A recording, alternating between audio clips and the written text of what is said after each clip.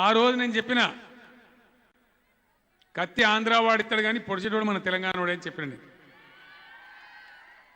ఇలా వచ్చే ఆంధ్ర నాయకుడు చంద్రబాబు నాయుడే కానీ తోలుకష్టోడు ఎవడు మన తెలంగాణ కాంగ్రెస్ వాడే. వీళ్ళకి శాత కాదట.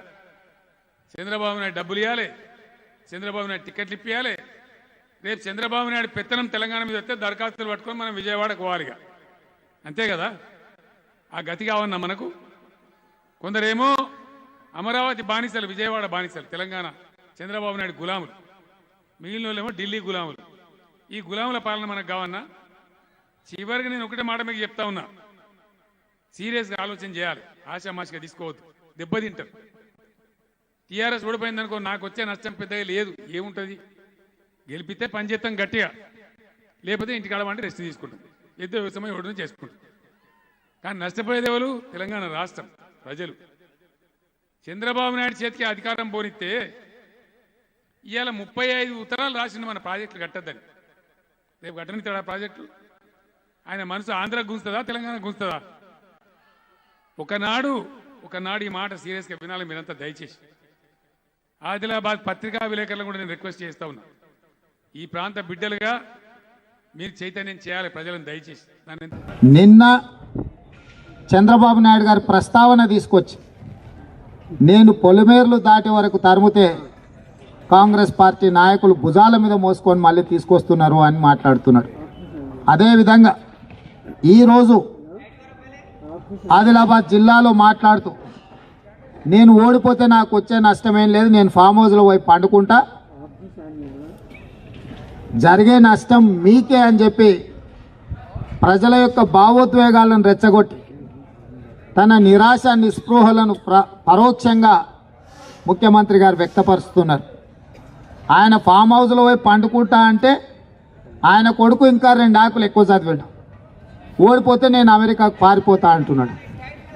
అంటే తండ్రి కొడుకులు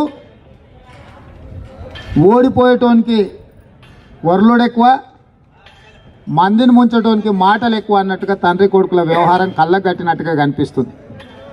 నేను అడుగుతున్న కేసీఆర్ను కేటీఆర్ను ఇద్దరిని, అంటే అధికారంలో ఉంటే ప్రాజెక్టుల రీడిజైనింగ్ పేరు మీద, వాటర్ గ్రిడ్ పేరు మీద, భూదందాల పేరు మీద రాష్ట్రాన్ని దోసుకొని వేల కోట్ల రూపాయలు సంపాదించుకొని టీవీ ఛానళ్ళు పెట్టుకొని పత్రికలు స్థాపించుకొని ఫామ్ హౌజులు కొనుక్కొని వేల కోట్ల రూపాయల వ్యాపారాలు చేసుకుంటారా?